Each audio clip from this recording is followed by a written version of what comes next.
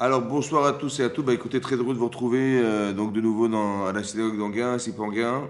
Voilà, on vous attend nombreux, Benat Hachem. Pour ceux qui suivent le cours, sachez qu'il est en présentiel. On peut venir à la synagogue au 47 rue de Malville.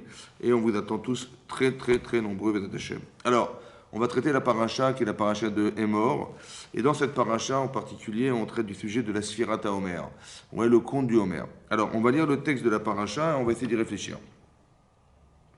C'est marqué Vaïdaber Hachem el Moshe les morts. A dit Hachem à Moshe en disant Daber el Béni Israël va martalem, parle aux enfants d'Israël et dis-leur Quitte à vous l'Aretz, lorsque vous arriverez en Israël, Asher aninotel lachem que je vous donne, la terre d'Israël que je vous donne, ou Ksartem et Ketsira, vous allez faire la moisson. Ouais, ou Ksartem, vous allez moissonner. Vevetem et Omer, vous apporterez à ce moment-là le Omer. Le Omer, c'est une mesure. Reshit Ketsirechem, qui est les prémices de votre récolte à la Kohen au Kohen. Donc il s'agit de quelles prémices? En fait, on sait que qu'est-ce qui pousse à ce moment-là dans l'année? On est le lendemain de Pessah. Il n'y a pratiquement rien, on est en plein printemps. Les premières pousses, en fait, ce sont des pousses d'orge. D'accord? Donc on devait apporter de l'orge, qui sont, en général sont censés des aliments qu'on donne aux animaux. Oui, ce sont les premiers aliments. Et donc c'est ça, Réchit Ketzirechem, les prémices de votre cueillage, de votre récolte, il s'agit du Homer. Et donc on devait amener ce Homer, cette fameuse mesure d'orge, au Kohen. Vénif et Homer. Et donc le Kohen il va faire la tenoufa, c'est-à-dire il va secouer, il va balancer ce fameux panier de Homer, l'ifne Hachem, devant Hachem, l'irtsonechem, afin de vous agréer. Au mimachot à Shabbat, le lendemain du Shabbat. Alors, Rachid expliquait que le Shabbat, en général, le Shabbat, c'est le dernier jour de la semaine. Mais Rachid expliquait que le Shabbat, non, c'est le jour où on chôme, mais c'est Yom Tov. En fait, le Shabbat, ce jour-là, c'est le lendemain de Pessah, le 16 du mois de Nissan. On sait que les Baïtonim, ils pensaient que c'était un Shabbat, donc il fallait absolument qu'on compte à partir de Shabbat, ouais, donc le jour du Shabbat. Et en fait, Rachid expliquait que ça ne va pas être Shabbat, parce que quel Shabbat? Il y a 52 Shabbats dans l'année, lequel? C'est pas précisé.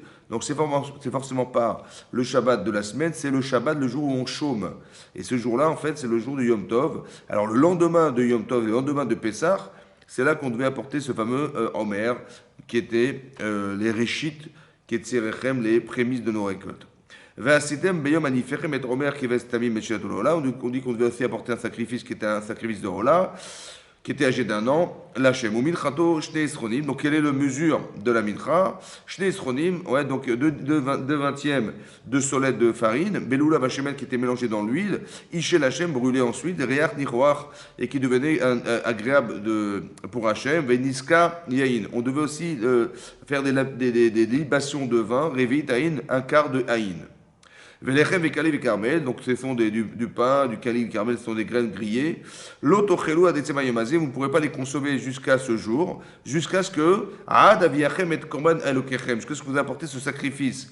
Chukat olam et dorotechem et chol mojotechem, c'est une loi indélébile qui va rester éternelle pour toutes les générations, dans toutes vos demeures. Voilà ce que dit la Torah. Ça, c'est le Homer. Ensuite, on nous demande où sfartem lachem. Vous compterez pour vous bimachorat à Shabbat, le fameux jour du Shabbat, mais c'est pas le Shabbat, on a dit c'est le jour du Yom Tov. Donc le lendemain de Yom Tov, donc c'est-à-dire que on fait Pessah le 15 du mois de Nissan, le lendemain on est le 16, oui, Miyom Aviyachem et Omer, le jour même où on a porté le Homer. Et peut-être qu'on appelle ça la Sphirata Homer. La Sphirata Homer, c'est le compte du Homer, mais c'est pas le compte du Homer, le compte à partir du jour où on a porté ce fameux Homer. À Tenoufa, Sheva Shabbatot Yot Limana. Donc on va compter Sheva Shabbatot, 7 semaines entières, elles seront. Donc ça va être 7 fois 7, 49, Razak. Jusqu'au lendemain du Shabbat, à Shvit. Jusqu'au lendemain du Shabbat à Shvit. C'est que le Shabbat? C'est ce fameux Shabbat qui est le lendemain, qui est le jour où on va compter les 7 semaines. À Shvit, la 7e, Tisperu Hamishimium, vous devrez compter 50 jours. Donc on arrive au 50e jour, et là, là vous apporterez à nouveau une nouvelle offrande. Mimojvotechem, Tavio, Lechem, Nufash, Taim, Shene, Esronim, Solem, etc. Donc le jour de Shavuot, on apportera d'autres sacrifices, des bikurim, etc. Vous avez compris? C'est clarinette ou pas? C'est clarinette? Super. Flûte alors. Alors de quoi il s'agit? En fait, on nous dit qu'on doit apporter le Homer. Ok. Et le lendemain, dans le lendemain de Pessah, donc le jour même où on a porté le Homer, c'est là qu'on va compter la Sphirata Homer. Ou sfartem lachem. Vous compterez pour vous. Chacun doit compter depuis le lendemain de Pessah jusqu'au jour de Shavuot, ouais, exclu. Alors on doit compter le Homer. Ça fait 49 jours. Très bien. Donc il y a une mitzvah de compter. Une mitzvah de compter les jours. Maintenant, à l'époque du Beth Amikdash, cette sphira, ce compte-là, il était minator. Aujourd'hui, on n'a plus de Beth Amikdash. Donc, d'après la majorité des décisionnaires, cette mitzvah, elle n'est pas minatora. Elle est miderabanan. Chachamim ont institué qu'il faut quand même compter leur mère. Je pense que c'est pour ne jamais oublier les mitzvot et que lorsque le Beth Amikdash sera reconstruit, on aura de nouveau cette mitzvah de Sfirat HaOmer. Maintenant, il faut compter. Hazak ou Baruch. Dans la Torah, c'est marqué qu'il faut compter des jours. Ou Sfatem Lachem. Combien de jours on va compter? On va compter 49 jours pour qu'on arrive le 50e jour où là, ça sera Shavuot. Il y a une mitzvah de compter les jours. Mais c'est marqué Shiva Shavuot. 7 semaines. On va compter 7 fois 7 semaines. Il y a des semaines et il y a des jours. D'accord? Mitzvah de compter des semaines. Pourquoi il faut compter des semaines et des jours? Pourquoi il faut compter des semaines et des jours? Il fallait simplement nous dire tu compteras les jours. Et c'est vrai que la halakha, il est que si quelqu'un il a compté les jours, mais il n'a pas compté les semaines, a posteriori, il les quitte. Mais s'il a compté des semaines, il a dit aujourd'hui, on est une semaine. Il n'a pas dit qu'ils font 7 jours, il n'est pas quitte de la mitzvah d'après tout le monde. C'est-à-dire que l'essentiel, la halakha, il est l'essentiel, c'est qu'il faille compter les jours. Après, il faut aussi compter des semaines. Mais a priori, c'est secondaire par rapport au fait de compter des jours. Alors, nous, on sait pertinemment, comme ça dit le chinour, que pourquoi on doit compter des jours? Compter des jours parce qu'on doit se préparer. Vous savez, il y a un jour particulier qui s'appelle Shavuot. On doit accepter la Torah à Shavuot, et la Torah nous dit de compter les jours qui nous séparent de Pessah à Shavuot. Comme si que dans l'idée, il fallait se préparer à ce jour, et il fallait se préparer en comptant.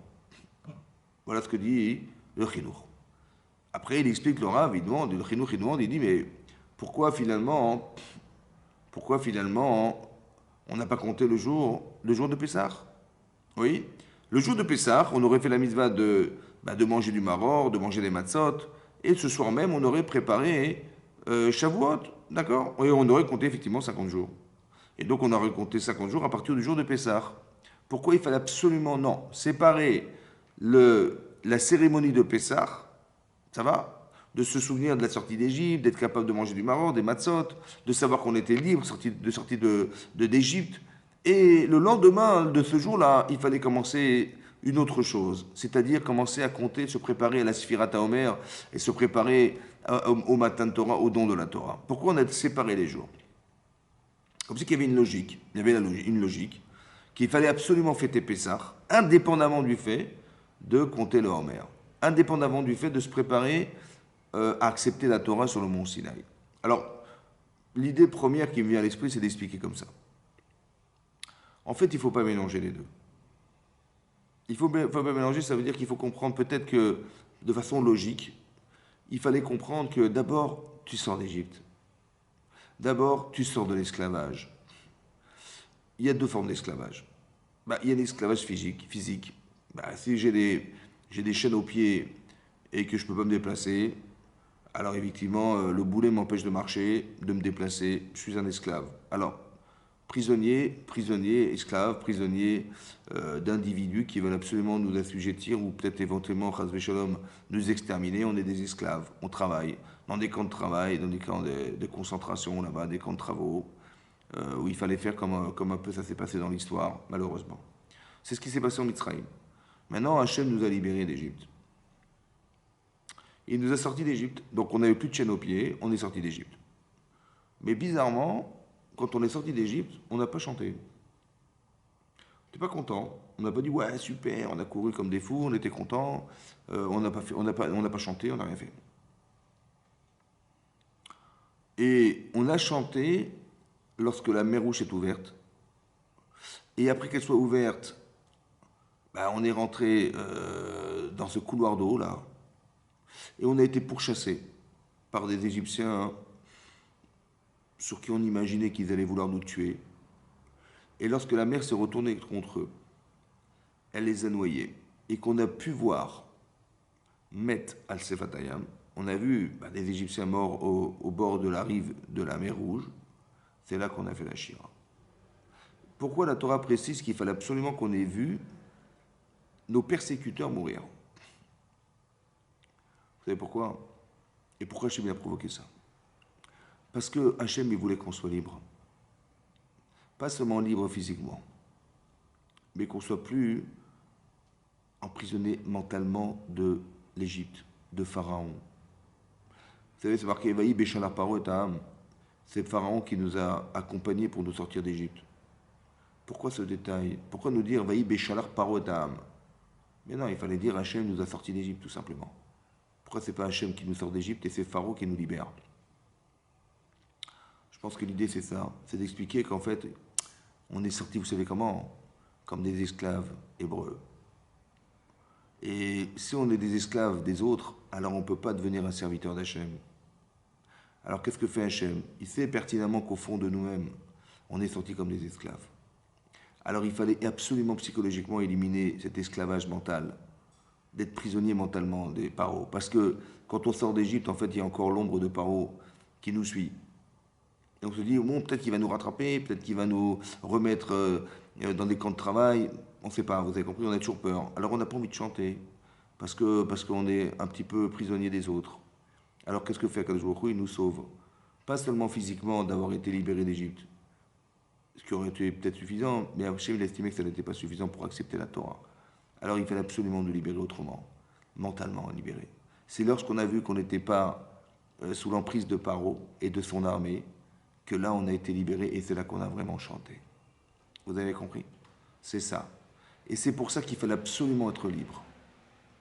Il fallait sortir d'Égypte dans ces limites, les limites qui nous enferment en fait, prisonniers de certains principes, de certains complexes, de certaines mauvaises midotes, des défauts, il fallait sortir de là. Et à partir du moment où tu es libre, et que dans ta tête tu peux accepter Hachem, complètement, parce que là tu aurais pu dire oui, on aurait accepté Akadosh Baruch Hu, la Torah évidemment, parce qu'avec tout ce qu'il a fait pour nous, on aurait accepté, mais je pense qu'on aurait accepté en partie. Quand je dis en partie, ça veut dire qu'on aurait dit oui, merci Hachem, mais ce mais-là, il aurait dérangé. Mais peut-être qu'on va retourner en Égypte, peut-être que Paro va nous pourchasser, peut-être qu'on n'aura pas la force mentale de se battre, peut-être que, vous avez compris, tous ces peut-être-là font de nous des esclaves, font de nous des gens prisonniers des autres. Et Hachem, il voulait absolument nous libérer. C'est pour cette raison qu'on doit fêter Pessah absolument. Et lorsque tu fêtes Pessah, c'est là que tu comprends, en faisant ton Hallel et en disant merci Hachem de nous avoir sortis d'Égypte, c'est là qu'on te demande de compter le Homer. Le lendemain de ce jour, maintenant que tu es libre, alors tu peux accepter la Torah. Alors tu vas commencer à compter. Il faut compter. Maintenant, qu'est-ce que c'est que ce compte? Le compte des jours du Homer. Bon. On peut imaginer qu'il faut compter parce que on va compter les jours jusqu'à ce qu'on arrive à Shavuot, parce qu'on est tellement enthousiaste de recevoir la Torah. Vous savez, c'est très très important pour nous de recevoir la Torah.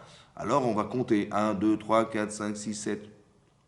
Mais en général, quand on veut atteindre quelque chose, un but dans la vie, et qu'on est enthousiaste d'arriver à ce jour, alors on compte à compte à rebours. Quand une fusée va décoller, on ne dit pas 1, 2, 3, 4, elle décolle. Non, on dit allez, 10, 9, 8, 7, 6. On est enthousiaste de voir cette fusée décoller pour arriver sur la Lune. On est enthousiaste de voir ce khatan qui va plonger là dans les gens qui vont le prendre et qui vont le balancer. Et on compte à compte à rebours, on compte à l'envers. Parce que l'objectif, c'est d'arriver au moment où il va sauter. C'est au moment où la fusée va décoller. C'est ça qu'on fait, ouais, n'est-ce pas? Pourquoi ici on ne compte pas compte à rebours? Puisqu'on devrait être très heureux de pouvoir recevoir la Torah et on compte les jours à l'envers. Quelqu'un qui veut dire tu te maries quand? Je marie dans 2 semaines. Il ne va pas compter en avant, il va dire 1, 2, 3, il va dire dans 2 semaines. Ou le bar mitzvah, il va dire pareil, je me marie, je vais bientôt faire ma bar mitzvah, ma communion, et c'est dans quelques jours. Et il compte à l'envers, il compte à l'envers. Pourquoi nous on compte à l'endroit? Pourquoi il faut compter 1, 2, 3, 4, 5, 6 jusqu'à 49 et pas à l'envers à compte à rebours pour espérer arriver ce jour-là solennel, exceptionnel, pour recevoir la Torah? Ça, c'est une chose. Pourquoi une addition de jours? Et pourquoi il faut compter des semaines? Pourquoi faire un palier? Vous savez, quand on arrive à une semaine, on dit on est une semaine, ce qui font 7 jours. Et 8, on est le 8e jour qui font une semaine et un jour. Donc, comme si on devait compter par palier et que là, on On est au 8e jour. Ça veut dire on est à la première semaine et le premier jour. Le 9e jour, on est la première semaine et le 2e jour de cette fameuse semaine, de ce palier. Vous avez vu, on additionne des jours et on comptabilise aussi des semaines et des jours. C'est ça qui est bizarre. Pourquoi la Torah nous demande de compter des Shavuot, de compter des semaines? C'est important de comprendre ça aussi. Pourquoi les deux? Ok. Alors peut-être l'idée c'est d'expliquer et de comprendre qu'il va falloir qu'on évolue. Et pour évoluer, il faut qu'on commence à compter. Alors quand on évolue, alors on se pose la question de savoir, est-ce que l'évolution d'une personne, c'est une addition d'expérience, une addition de jours? Voilà. Ça fait 10 jours que je travaille, ça fait 20 jours que je travaille. Et l'addition de ces jours fait de moi quelqu'un qui à chaque fois est différent. C'est une addition. Ou bien non, l'évolution, ce n'est pas une addition. L'évolution, ce sont des paliers. Tu vas atteindre un palier. Et lorsque tu as un palier, tu n'as rien à voir avec celui qui est en dessous de toi. Par exemple, tu as fait 1 jour, 2 jours, 3 jours, 4 jours, 5 jours, 6 jours, 7 jours. Lorsque tu arrives à 7, tu es dans un palier. Ouais, c'est comme ça que tu étais au 7e étage. Et la vision que tu as au 7e étage n'est pas celle que tu aurais pu avoir au rez-de-chaussée. Au rez-de-chaussée, tu vois des bâtiments. Au 7e étage, tu vois, tu as une vue panoramique. Et quand tu es au 15e étage, encore une autre vue panoramique. Et quand tu es au 49e étage, encore une autre vue. Ça va? Et l'évolution, en fait, elle se fait par paliers. Pourquoi? Il y a des étages à monter, mais il y a des paliers à franchir. Qu'est-ce que ça change d'imaginer qu'on évolue par additionner des jours, ou finalement, entre ces jours, il y a des paliers? Qu'est-ce que ça change? De toute façon, on compte. Alors, vous savez, il y a une Gemara dans Chagiga qui dit la chose, qui rapporte un pasouk, un verset de la Torah. C'est marqué Ushavtem Uritem. Vous installerez, vous verrez, Ben Tzaddik la Racha, entre le juste et le mécréant. Vous installerez, vous verrez la différence entre un Tzaddik et un Racha, entre un juste et un mécréant. Ben Oved Elohim, entre celui qui sert Dieu, Le'eno Avado, de celui qui ne le sert pas. Voilà ce que dit le verset. Vous installerez, vous verrez la différence entre le tzaddik et le rachat, entre celui qui sert Hachem et de celui qui ne le sert pas. Ok. Là-bas, la Gemara demande la question suivante. Elle dit comme ça. Les élèves ont demandé, mais j'ai pas compris, pourquoi le Navi, ce prophète, il a, comment vous dire, ce prophète, il a fait une redondance. C'est une redondance parce que le tzaddik, c'est celui qui sert Hachem, et le rachat, le mécréant, c'est celui qui ne le sert pas. Il fallait simplement dire, vous verrez, vous installez, vous verrez, le tzaddik et le rachat. Ou bien vous verrez celui qui sert de celui qui ne sert pas Hachem, tout simplement. Pourquoi est tzaddik, rachat, oved de l'ekim et noavado? C'est redondant. Alors il a répondu, non. De quoi il s'agit là-bas dans le verset? Il s'agit comme ça. Ne se ressemble pas, enodomé, ne se ressemble pas. Celui qui est chôné, celui qui va répéter, pirko, son étude, mea peamim, 100 fois, les Mishéchoné, Pirko, Meave Achat Peamim. Ne se ressemble pas celui qui va répéter son étude 100 fois de celui qui va la répéter 101 fois. Voilà de quoi parle le pasuk. Là-dessus, les élèves ont demandé dans la Gemara, je n'ai pas compris. Quoi, celui qui a fait 100 fois, il n'est pas Oved Elohim. Celui qui a fait 100 fois, il a répété son étude pendant 100 fois, il ne sert pas Dieu celui-là. Il est rachat.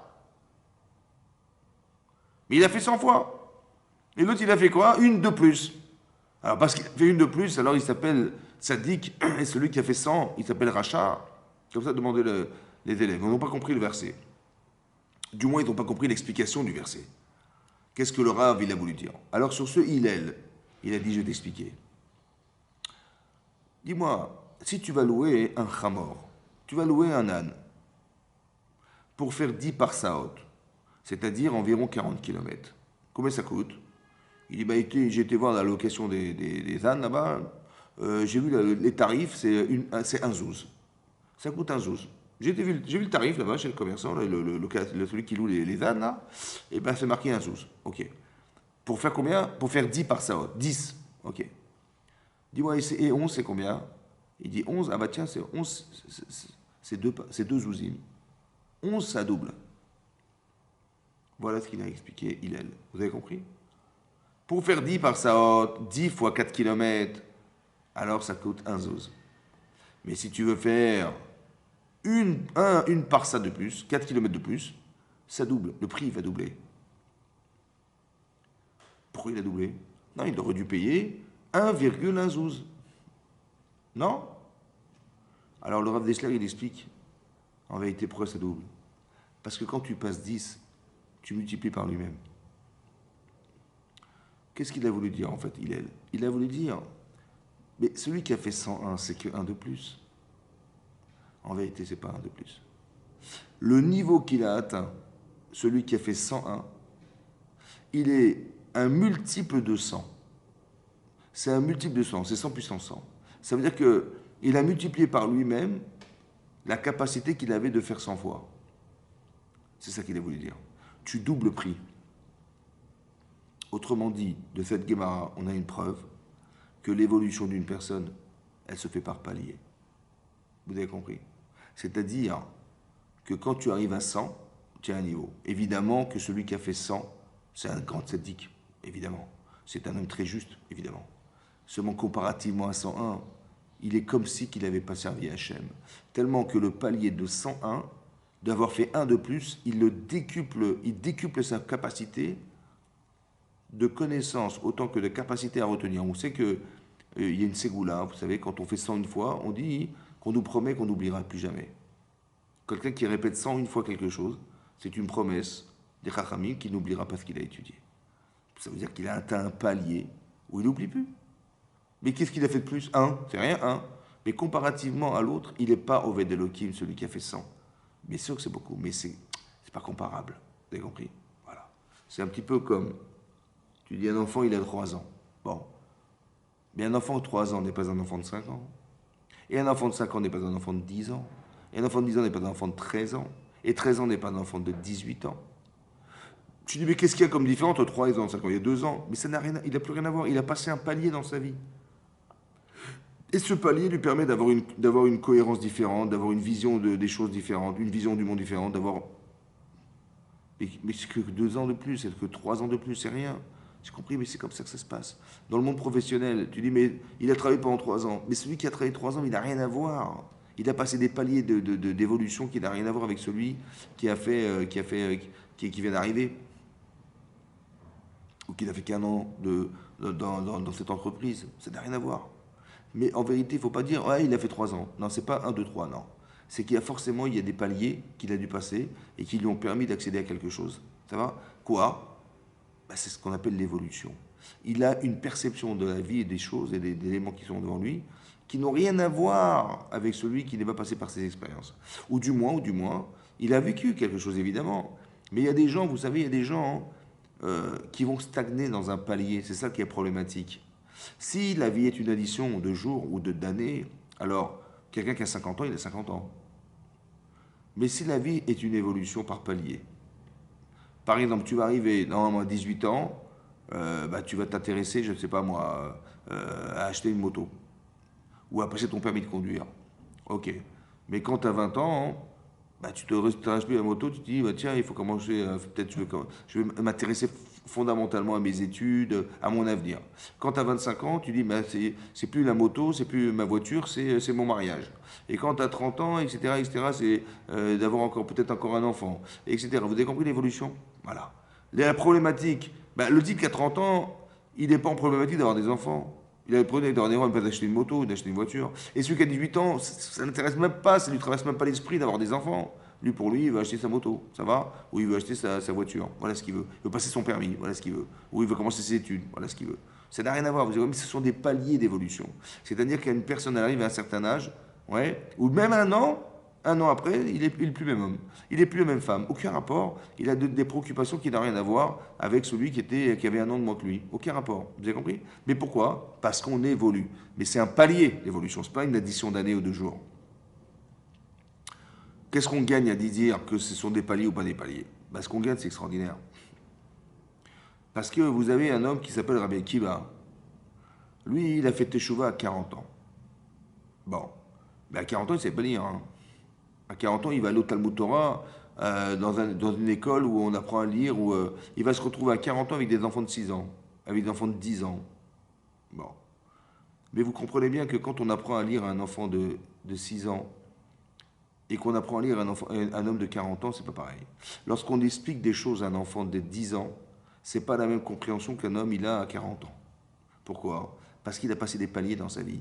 Il a passé des paliers, des épreuves qui ont fait il s'est aguerri, il s'est intellectuellement structuré, il comprend beaucoup plus vite, il a des notions qui sont déjà établies, vous avez compris? Mais tout ça parce que ce sont des paliers dans la vie. Des paliers, il atteint des paliers. Donc il va prendre plus vite. Si j'explique que la vie c'est une addition d'années ou de jours, alors il a 40 ans de retard, bien qui va. Mais si je dis que la vie c'est des paliers à atteindre, eh ben il a atteint un palier où effectivement la formation qu'il va recevoir, elle va être transcrite chez lui différemment qu'un enfant qui va le lire à 10 ans. Vous avez compris? On va lui donner une information à 10 ans, il va la lire de façon légère, on va dire. Mais celui qui a 40 ans, il la comprend différemment. Tout ça pourquoi? Parce qu'il a passé des paliers dans sa vie. Et il y a des gens qui ne dépassent aucun palier, ou très peu de paliers. Vous avez des gens, ils ont 50 ans, ouais, ou des gens, ils ont 60 ans, ils sont à la retraite. Qu'est-ce qu'ils font à la retraite? Bah, qu'est-ce que tu peux faire à 60 ans à la retraite? Bah, je sais pas, tu es un grand-père, donc tu vas voir tes enfants, tes petits-enfants, tu vas les promener, tu vas voir autre chose. Qu'est-ce qu'il fait, monsieur, à 60 ans? Bah, il astique sa voiture dimanche. Il astique bien la voiture, hein. Elle doit être brillante, la voiture, hein. Ouais. Pourquoi? Ta femme dit, pourquoi tu astiques la voiture? Attends, je vais sortir dans la rue, il faut que les gens ils voient ma belle voiture. Et j'ai astiqué les jantes, j'ai astiqué ma voiture, elle est toute belle, toute brillante, à l'intérieur magnifique. Et puis je me promets, j'ai acheté une décapotable, j'ai enlevé la capote de ma voiture, et puis je me balade, et puis je veux que les gens ils voient ma voiture. Vous avez compris? Bon, ce monsieur il a 60 ans, mais en vérité il a quel âge? En vérité, quel âge il a? En vérité, je vais vous dire la vérité, je pense qu'il a entre 18 et 20 ans. Mais c'est pas possible, tu vois sa tête, il a 60 ans. En vérité, il n'a pas passé de palier, le pauvre. Ça fait 40 ans qu'il astique sa voiture dimanche. Ça veut dire qu'il n'a pas évolué. À 60 ans, on a d'autres choses à penser quand même. Et bien lui, il est resté dans sa voiture, qui veut absolument astiquer pour qu'on la regarde. Mais ça, c'est pas l'attitude d'un homme de 60 ans, c'est l'attitude d'un garçon de 20 ans. Alors il a quel âge finalement? Il a 20 ou 60? Manifestement, il est resté au premier étage, lui. Il n'a pas atteint le palier en fait qu'on espérait de son âge. Ça veut dire qu'on peut évoluer et on peut stagner. Si c'est une accumulation d'années, alors j'ai dit, ben, il a 60 ans d'âge, donc il devrait avoir l'expérience. Je me rends compte que non. Vous avez compris que des fois, c'est pas ça. Vous avez compris? C'est pour ça où les gens ne tirent pas des leçons de leur vie, donc ils n'évoluent pas, où ils n'arrivent pas à se cultiver, ils n'arrivent pas à se structurer mentalement, ils n'arrivent pas à faire. Bah, et donc ils stagnent. Ce sont des gens. Donc ça veut dire qu'on peut rester au premier étage, au deuxième étage, ou alors sur les échelons d'une échelle, bah, on est resté au cinquième échelon, au sixième, alors qu'il y en a 49. Vous avez compris? On peut ça rester stoppé dans l'échelon. Vous avez compris? Alors que le temps passe, les années passent, mais on reste là planté sur son échelle, on ne bouge pas. Si la vie est une addition de choses, alors j'aurais dû être là-haut. Mais comme c'est un palier, alors il faut passer le palier. Eh ouais. Et ça, c'est un problème, ça va? Autant que ça peut être un avantage. Et c'est ça que la Torah voulait nous dire. Shiva Shavuot Tisporlar, tu vas compter 7 semaines. Autrement dit, tu vas te rendre compte que quand tu vas passer le chiffre 7, en fait, tu es déjà à un certain palier. Maintenant, il faut compter 8. Et quand tu auras compté 8, tu es au premier échelon, sur la première marche de ton premier étage. Et quand tu vas compter 15, tu es sur la première marche de ton deuxième étage. Ce sont des marches et ce sont des étages. Tu évolues dans ta vie. Il faut que tu passes des échelons dans ta vie. Il faut que tu passes des étapes dans ta vie. C'est ça qu'on voulait nous expliquer. Shiva Shavuot Tisporlach, tu vas compter des semaines et des jours. Le problème qu'on a, hein, c'est qu'on compte. Et c'est ça le problème. En fait, qu'est-ce qu'on fait toute la journée? On compte. Mais non, au bout des 49 jours, on a bien compté. Ah, on a fait très très attention, attention. Hein. Ah, j'ai été voir le Rav, j'ai dit, vous savez, je suis très confiant de moi, j'ai compté, j'ai fait la bracha tous les jours. Hein. Baruch Hashem, j'ai pas raté un jour, et tous les matins, je répétais le Homer et tout. J'ai respecté hein, la Sphirata Homer, Razak. Mais en vérité, entre le premier jour où on a compté, on est le 16 Nissan. Et le dernier jour où on a compté, on est au 49e jour. Et on dit demain c'est Shavuot. Super. Bon, vous pensez qu'on a changé ou pas? Est-ce que vous pensez sincèrement que vous avez changé? Ah, manifestement, on a compté, mais est-ce qu'on a changé? Je ne crois pas. On est exactement les mêmes, seulement on a attendu 49 jours. Mais est-ce que vous avez l'impression d'avoir changé? Vous savez, il y a des gens qui font des études, ouais, et ils vont rentrer en grande école d'ingénieur. Alors qu'est-ce qu'on leur dit? Ils disent, vous savez, c'est une école compliquée, difficile d'accès, il y a des cours compliqués, peut-être ça vaut le coup de faire une prépa. Ouais. Alors préparez-vous, ok. Mais combien de temps? Bah, un an de préparation. Ok. Pourquoi faire? Bah, pour rentrer en école d'ingénieur, ça prend un an. Il y a des gens, ils vont rentrer à la yeshiva. On dit, bah, peut-être il vaut mieux que tu rentres avant de rentrer dans une grande yeshiva. Il vaut mieux passer un an dans une autre yeshiva où tu vas te préparer pour mieux être prêt à pouvoir mieux comprendre les cours, t'adapter avec les élèves qui vont s'y trouver, parce qu'il y a des très très grands élèves, des très forts, et tu vas être noyé là-bas dans la vitesse de compréhension, dans la connaissance qu'ils ont. Alors ils vont faire une petite prépa, hein, ça vaut le coup, non? Ouais. En fait, on se prépare à Shavuot. Mais on se prépare à quoi? On ne prépare à rien du tout. Il faut accepter la Torah. Voilà, d'accord. Bah, qu'est-ce qu'il faut faire? Bah, il faut compter. Mais accepter la Torah, c'est pas simple. Comment tu vas faire?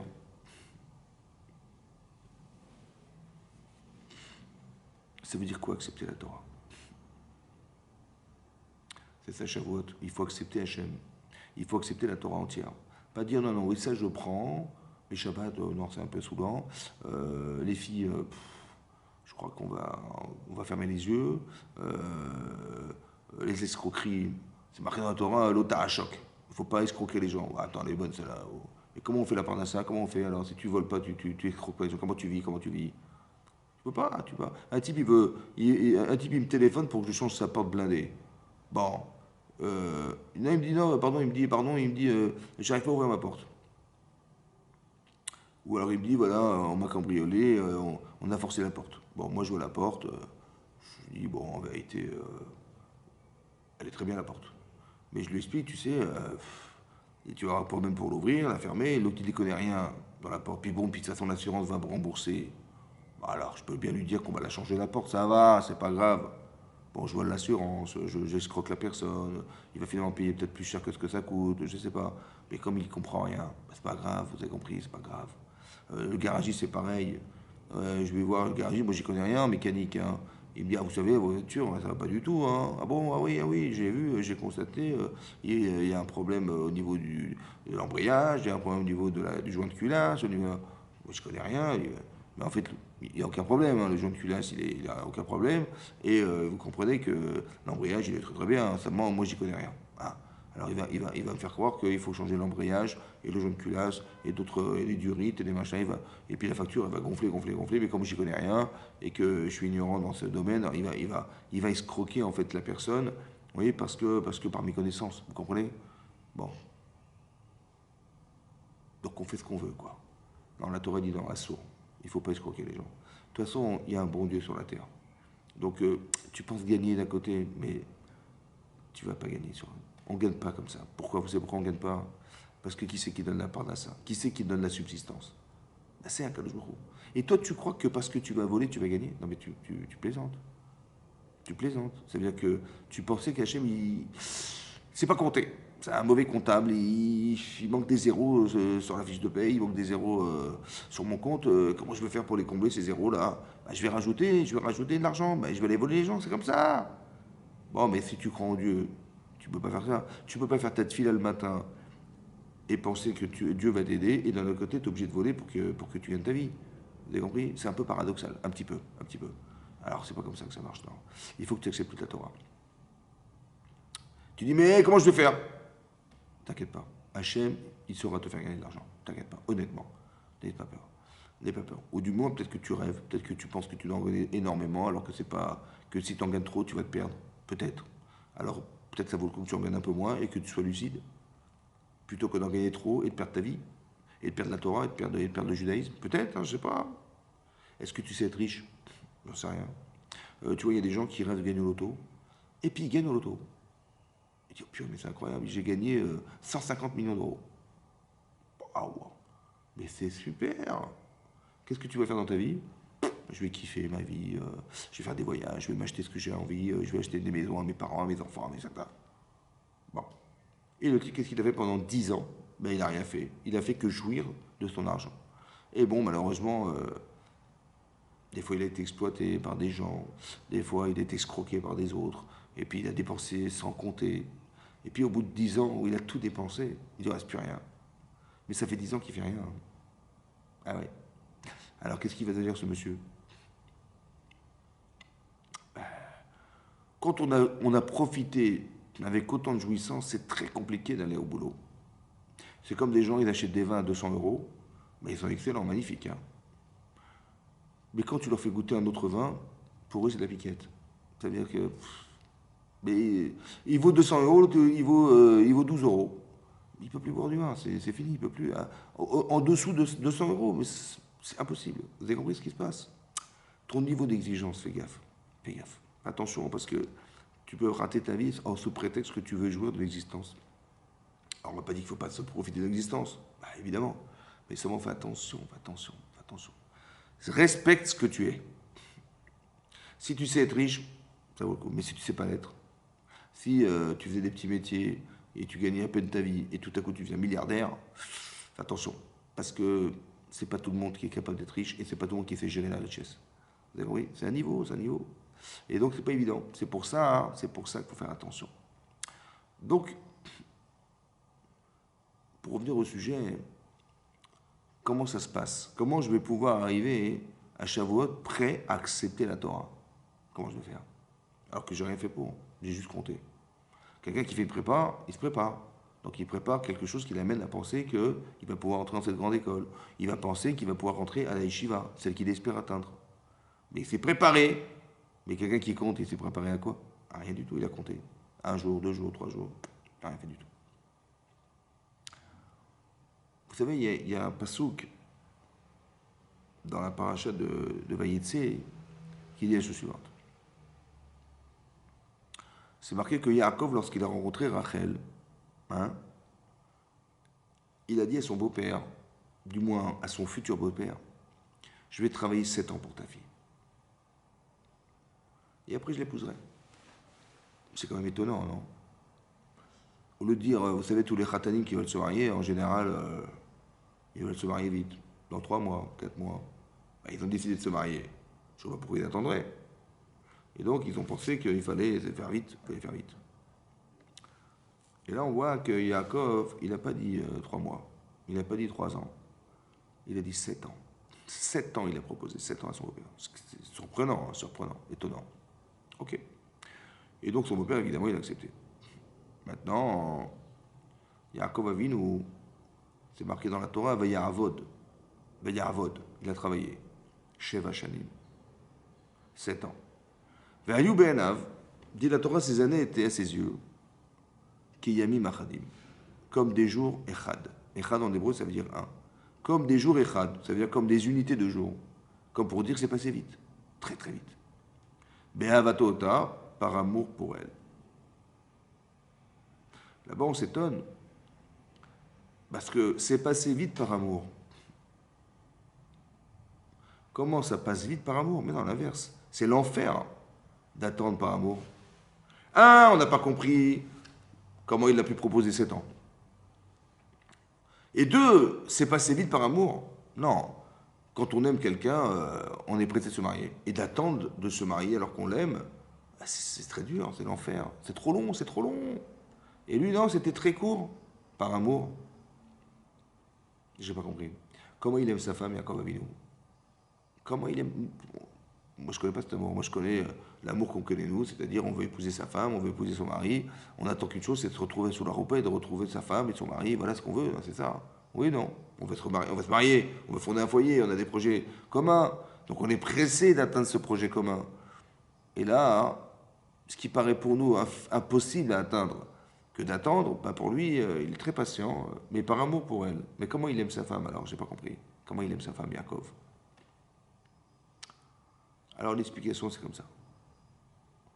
Vous avez remarqué une chose dans la vie, que lorsque vous cherchez à avoir, c'est long. C'est long d'attendre d'avoir. C'est comme vous dites à quelqu'un, écoute, je vais te faire un cadeau. Écoute mon chéri, si tu réussis ton permis de conduire, alors je t'offre une voiture. Waouh, merci papa, super, merci, merci. Mais c'est sincère, bien sûr. Évidemment, si je te dis, j'ai pas une tête à mentir. Hein. Si tu as le permis, je t'achète la voiture. Ouah, merci papa. Et donc il passe son code, il réussit son code. La conduite, bah, il a raté une fois, il a eu son permis. Baruch Hashem. Il va voir son père, il dit papa, tu sais quoi? J'ai mon permis. Super. Papa, super. Alors? Bah quoi alors? Bah alors, la voiture. Ah, bien sûr, c'était pour lui la voiture. Bon, dans 7 ans. Pardon? Dans 7 ans. Bah je t'ai dit la voiture, mais je t'ai pas dit quand. Mais papa, tu plaisantes quoi? 7 ans, mais c'est trop long. C'est long d'attendre d'avoir. Par contre, c'est jamais long d'attendre d'être. Quelqu'un qui fait des études, et il passe des années à étudier, jour après jour, il a des devoirs à faire, jour après jour, semaine après semaine, il a des contrôles, trimestre après trimestre, il a des examens. Quand vous dites à quelqu'un qui a fait des études, qui est parti à la yeshiva, qui a fait des études universitaires, tu dis, mais t'as passé combien d'années? Ben, j'ai passé 5 ans. Alors, j'arrive à passer. Et quand on m'a dit, tu sais, l'examen il est dans un mois, j'ai dit, waouh, mais je ne serai jamais prêt. Non, non, non, il faut repousser l'examen si on peut. Mais comment je vais faire? Je dis, j'y arriverai jamais. On se rend compte que quand on veut être quelqu'un, on ne voit pas le temps passer. Et ce phénomène, en fait, je pense que c'est celui de Yaakov Avinu. Vous savez ce qu'il a pensé, Yaakov Avinu? Il a fait ce qu'on ne fait jamais, ou pratiquement jamais. Il a dit, il faut que je me marie. Maintenant, je vais essayer de réfléchir pour être le meilleur mari du monde. Je vais essayer d'être le meilleur père du monde. Je vais faire un travail sur moi-même pour que mes enfants ils soient parfaits. Combien de temps ça va te prendre? Ben, j'ai fait un programme, je pense que ça va prendre 7 ans de ma vie. Vous avez compris ça?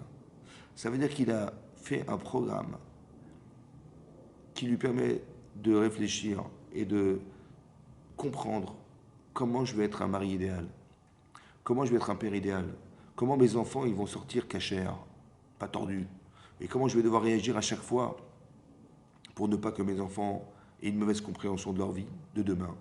Et bien j'ai fait un programme d'études qui va me prendre 7 ans de ma vie. Mais je l'ai fait par amour pour ma femme. Vous avez compris? Quand on veut être par amour pour l'autre, alors c'est très très rapide, ça passe vite, on ne s'en rend pas compte du temps. Parce qu'on a un programme. Mais quand on essaye d'avoir sa femme près de soi, quand on veut avoir son mari près de soi, je veux avoir ma femme près de moi, alors là c'est dur d'attendre. Vous avez compris? Il ne faut pas aimer sa femme pour l'avoir. Il ne faut pas aimer son mari pour l'avoir. Il faut être capable d'être la personne. Donc il faut aimer sa femme et son mari pour être pour elle quelque chose. Pour être pour lui quelque chose. Vous avez compris ce que je veux dire? Et quand tu cherches à être un mari idéal, quand tu cherches à être une femme idéale, alors tu te fais un programme. Et ce programme, en fait, il te prend du temps. Ouais, on ne se marie pas comme ça sur un pied. Et donc c'est pour ça. C'est pour ça que des fois ça nous est difficile. Parce que les gens espèrent avoir son épouse près de lui. On espère arriver le jour de la choupa. Mais pourquoi faire? Ben pour me marier, mais pourquoi faire? Si tu veux être un père idéal, tu penses que tu es prêt ou pas? Ben, de quoi tu parles? Et tu veux être un mari idéal, tu es prêt ou pas? Mari idéal? Je sais pas, mari de quoi? Mais je veux marier, on verra sur le tas, on verra sur le tas. Qu'est-ce que tu rêves ou quoi? Sur le tas. Mais si tu comprends pas ce que veut dire être en couple, si tu veux partager ta vie, tu n'as jamais partagé ta vie. Tu sais même pas ce que c'est qu'une femme. Fondamentalement, quelle est la nature d'une femme? Comment tu vas réagir avec une femme? Comment réagir avec un homme? Je sais pas. On verra sur place, on verra. Tu vas pas échouer, tu vois pas que tu vas faire des échecs, tu vas faire des erreurs, tu vois pas. Tu penses pas que tu vas faire des erreurs? Si tu étais préparé à ton mariage, peut-être tu aurais pensé différemment. C'est exactement comme faire des études. Si tu te sens pas prêt, bah, il faut faire des préparations, non? Non? Bah, tu dis combien? Bah, attends, combien? Un mois, ça fait de l'argent un mois. Bah, tu vois, c'est pas évident. Parce que c'est pas sûr que tes enfants, ils seront cachers. Vraiment, vraiment, vraiment. Si t'as pas fait un travail sur toi-même, un travail d'introspection, de réflexion, de midot, de tout ça. Ah oui, un travail. Avraham, Jacob, il a pensé 7 ans. Bon. Mitato chez les mains, sa couche était parfaite. Il a eu que des tzadikim. Parce qu'il s'est préparé. Nos enfants ressembleront à ce que nous sommes. C'est comme ça. Alors, il faut te préparer à ça. Il faut réfléchir. Ouais. Combien de temps ça va te prendre? Avant de te marier, réfléchis. C'est comme ça. Ben, c'est pareil. Vous avez compris? Il faut qu'on arrive à recevoir la Torah. La préparation, c'est les jours qui nous séparent de Pessah à Shavuot. Quelle préparation il faut faire? C'est ça le problème. Chazak. Quel contenu je vais mettre entre le premier et le 49e jour de Shavuot? Qu'est-ce que je mets dans ces jours? Qu'est-ce que je remplis ma vie de quoi? Vous savez, c'est marqué dans les Pirkei Avot, dans les Maximes des Pères. C'est marqué dans le 6e chapitre. La chose suivante. C'est marqué Gedola Torah. Elle est grande la Torah. Yoter mina keuna. Plus que la prêtrise, d'être un Kohen. Ou mina malchut, et plus que d'être un roi en Israël. Pourquoi? Parce que Shamalchut diktin beshoshim ma'alot. Parce que pour être roi, il faut acquérir 30 qualités humaines. 30. Ils sont cités par Shmuel Hanavi. Et bien, Kohanim, et pour être un vrai Kohen, un bon Kohen, il faut Esrim ve'arba ma'alot. Il en faut 24. Pour être un roi, il en faut 30. Et pour être un Kohen, il en faut 24. Ve'la Torah, et la Torah, niknit barbaim ve'shmone dvarim. Par contre, la Torah, pour l'acquérir, pas pour la savoir, pour l'acquérir, c'est-à-dire être sensible à l'étude de la Torah, avoir tous les outils pour comprendre la Torah, acquérir la Torah. Alors il en faut 48. 48. Combien de jours sépare Pessah de Shavuot? 49. Alors Chachamim d'expliquer, chaque jour, tu vas te préparer au matin de Torah. De quelle manière? Tu vas travailler pendant un jour sur chaque ma'ala, sur chaque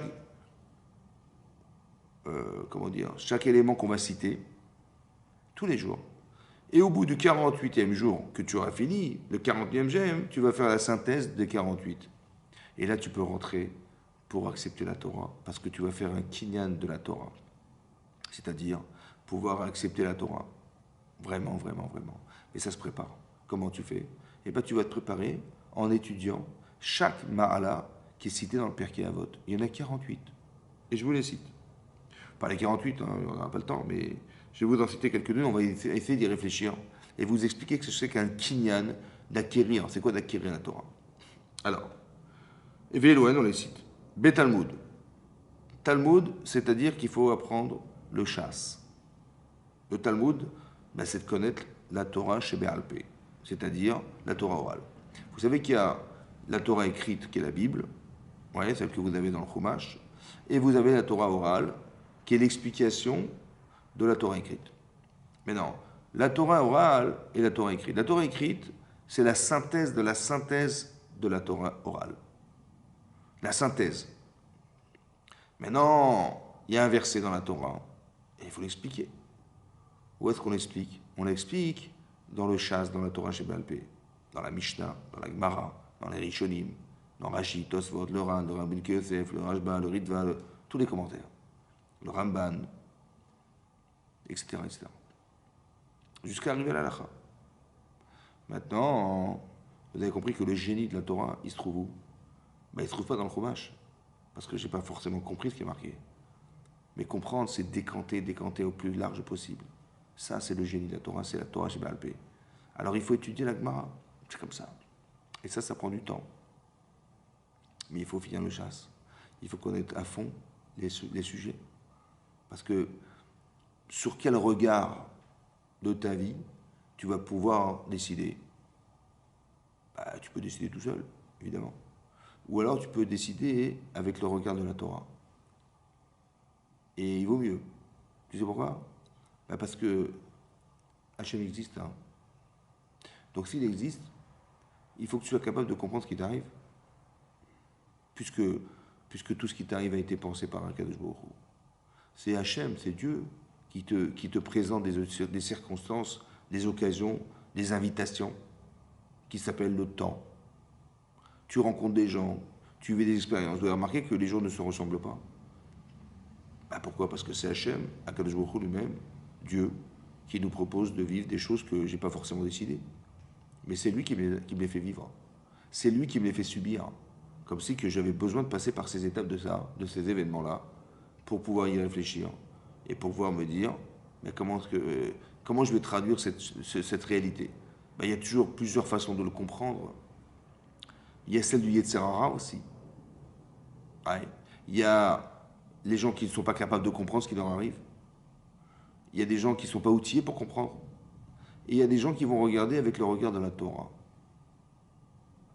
ils vont comprendre des choses dans la Torah qui leur permettront de voir les événements, mais complètement différemment de ceux qui ne l'ont jamais étudié.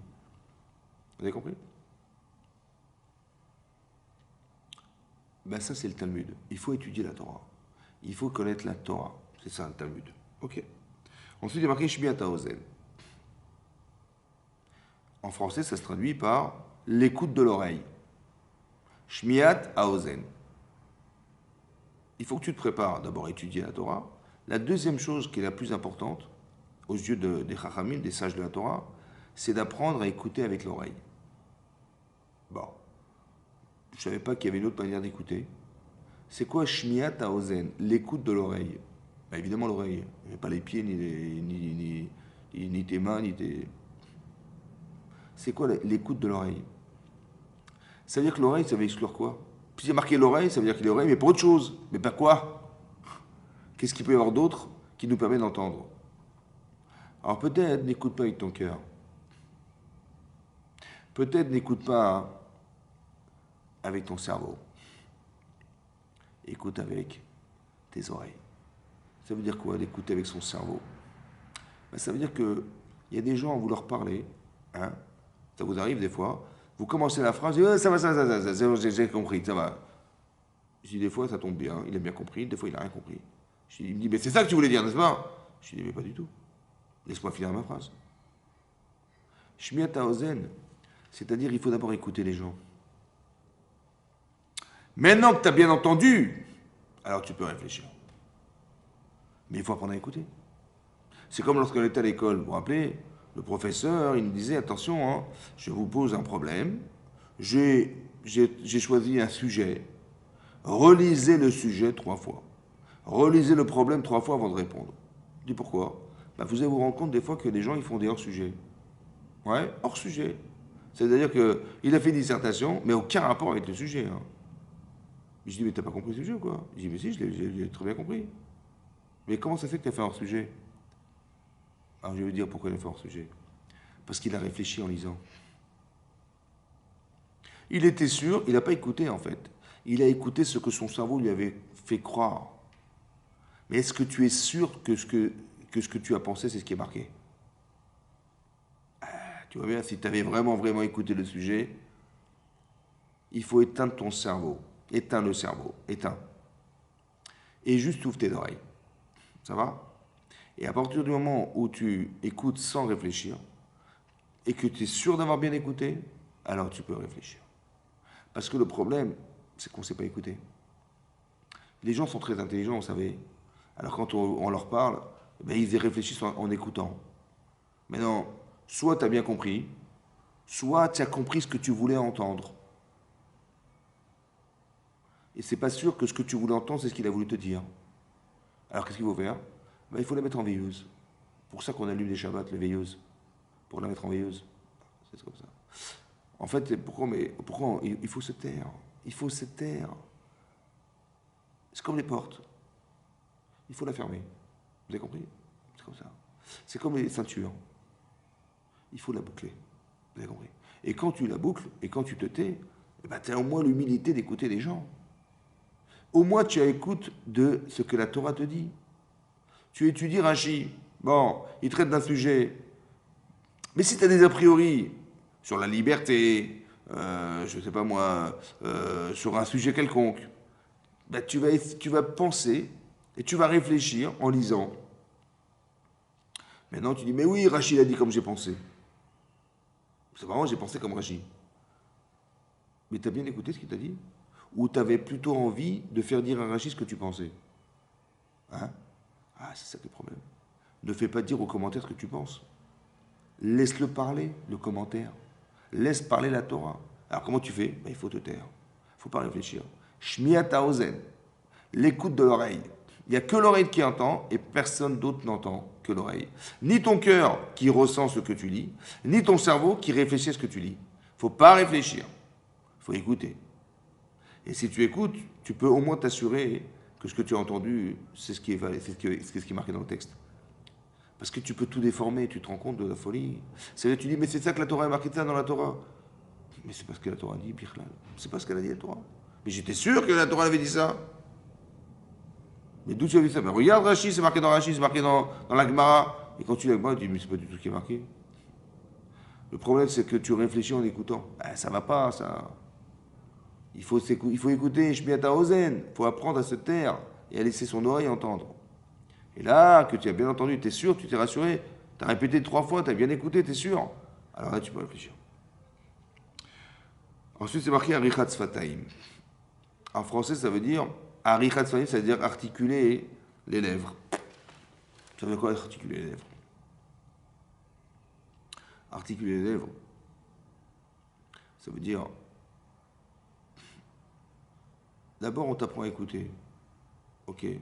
Maintenant, si tu sais écouter, il faut que tu sois capable d'articuler ta pensée. L'articulation des lèvres, c'est que ça doit bien être énoncé. On doit bien comprendre ce que tu dis. C'est-à-dire, une fois, celui qui entend, on va dire l'élève qui écoute les raves, il faut qu'il apprenne à écouter. Et le rave qui enseigne à l'élève, le maître qui enseigne à l'élève, il faut qu'il soit capable d'être clair, que ça soit coordonné, que ce soit structuré, qu'il y ait un plan, il y ait un fil conducteur dans sa pensée.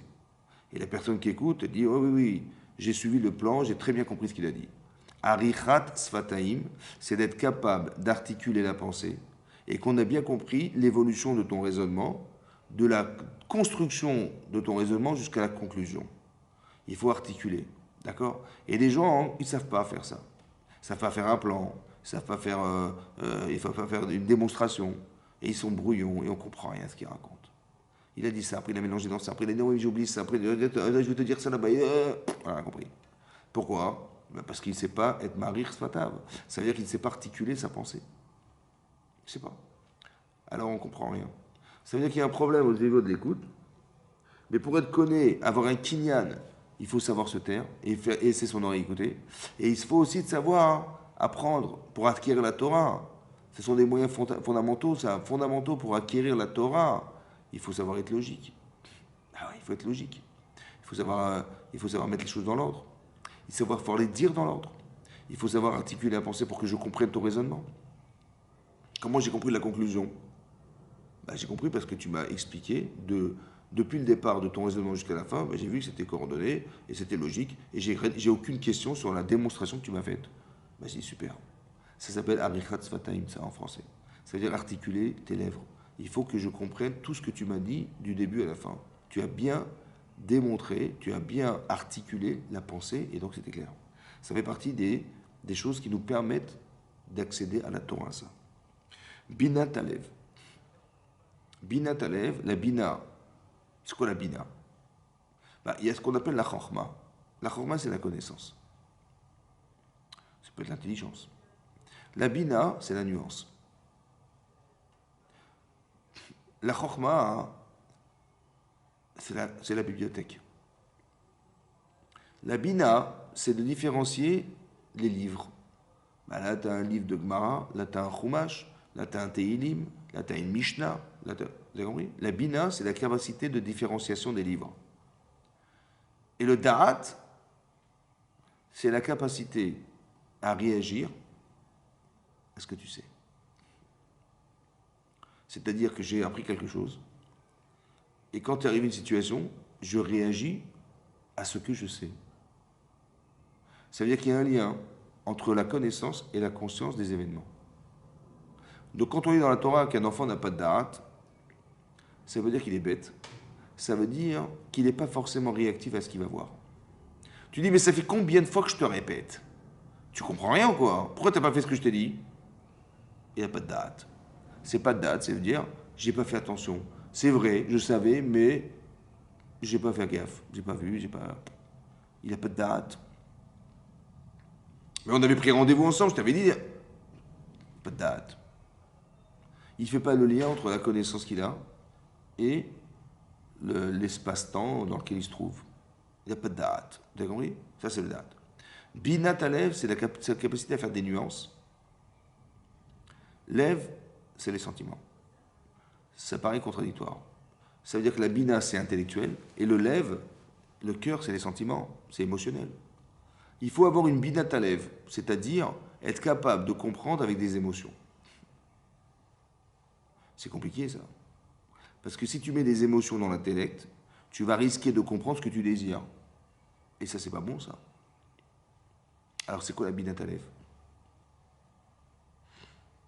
C'est quoi hein, la réflexion dans l'émotion? Voilà. Ça fait partie des kinyanim, ça. Ça fait partie des éléments qu'on doit avoir dans sa vie, dans sa tête et dans son cœur, pour nous permettre de comprendre la Torah et d'acquérir la Torah. Comment ça se passe? Alors, peut-être l'idée, c'est comme ça. Binat Alev. Vous savez, une fois, Paro, il a décidé de noyer les enfants qui allaient naître. D'accord? C'est-à-dire que les garçons qui naîtraient, ils allaient mourir. Maintenant, Amram, qui était le Gadolador, le grand de la génération, c'était un Lévi, qui étudiait la Torah, du matin au soir, en Égypte. Parce qu'il y a des gens qui ont décidé de travailler dans les camps de concentration. Il y a des gens à qui on a permis d'étudier la Torah. Comme ça dit le Ramban. Et les Lévi'im, ils ont choisi. Et comme ça dit le Zohar aussi.